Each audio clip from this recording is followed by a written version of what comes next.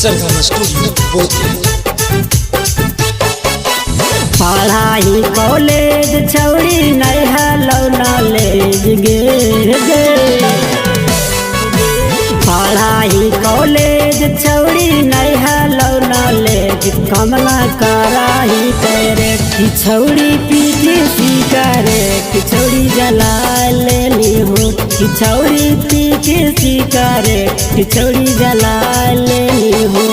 पढ़ाई कॉलेज छौड़ी नहीं हलो नॉलेज कमला कराही तेरे कि छौड़ी पीछे सिकारे कि छौड़ी जला लेनी हो कि छौड़ी पीछे सिकारे कि छौड़ी जला लेनी हो।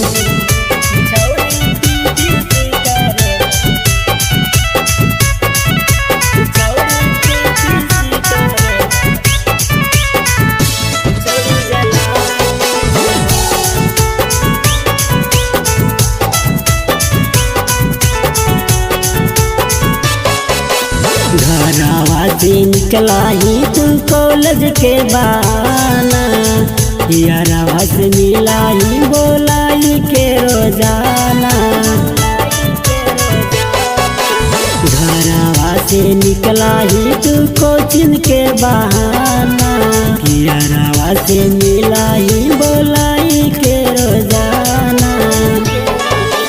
30 दिन 30 पूरा हिंगे छौड़ी तू अपन दे कि छौड़ी पीके सिकारे कि छौड़ी जला लेनी हो कि छौड़ी पीके सिकारे कि छौड़ी जला लेनी हो।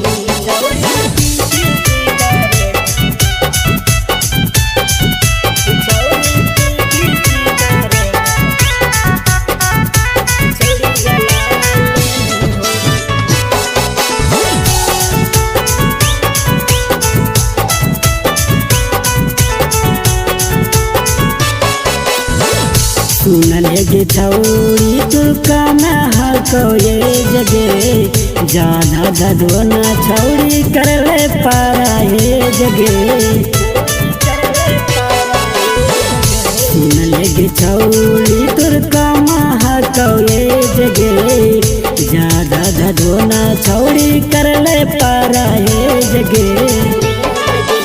घूरा हिंगे छौड़ी पहनी के डरे तू तो छोटा छोटा डरे कि छौड़ी पी के सिकारे कि छौड़ी जला लेनी हो कि छौड़ी पी के सिकारे कि छौड़ी जला ले